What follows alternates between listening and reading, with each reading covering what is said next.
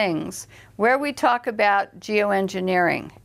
The interesting part of geoengineering is that it's now being proposed as a way to put particulates in the atmosphere so that we can stop the direct sunlight from reaching the Earth. It means that they could add particles, iron particles to the ocean. That's another form of geoengineering. In other words, when you have jets that change the climate, that's another form of man-made geoengineering. So geoengineering means something that you're going to do in the atmosphere that would not normally be happening on any normal type of basis.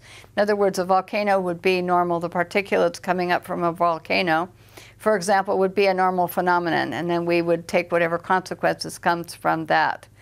However, when you start taking and talking about, as Holdren is, he's Obama's science advisor, talking about taking care of global warming, in other words, by putting particles in the air, like sulfur or some other particles, then that means that we're going to take some action where we're going to try to interfere with some normal processes that are going on.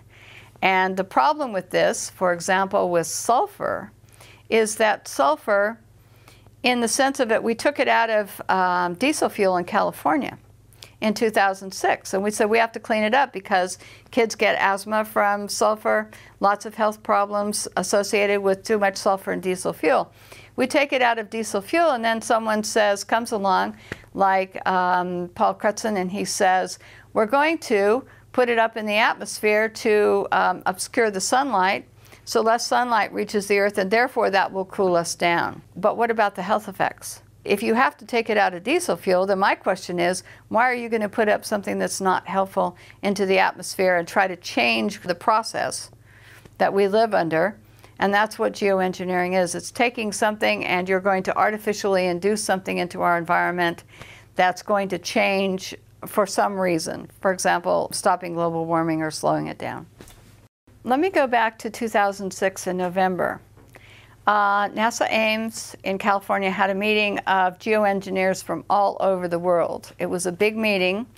It went on for a week, and it was not open to the public. During the course of this meeting, they were talking about these different geoengineering projects that they were studying.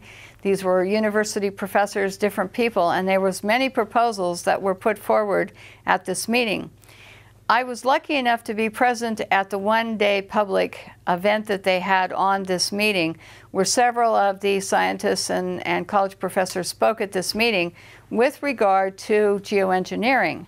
One of the things we have on tape, because it was allowed to be videotaped, is that they were talking about the word geoengineering. And many of the geoengineering people in 2006 said that they had kept the word out of the public realm because they knew that if the public would find out about some of their schemes of putting chemicals into the air, to shooting salt into the air, all kinds of different experiments, that the public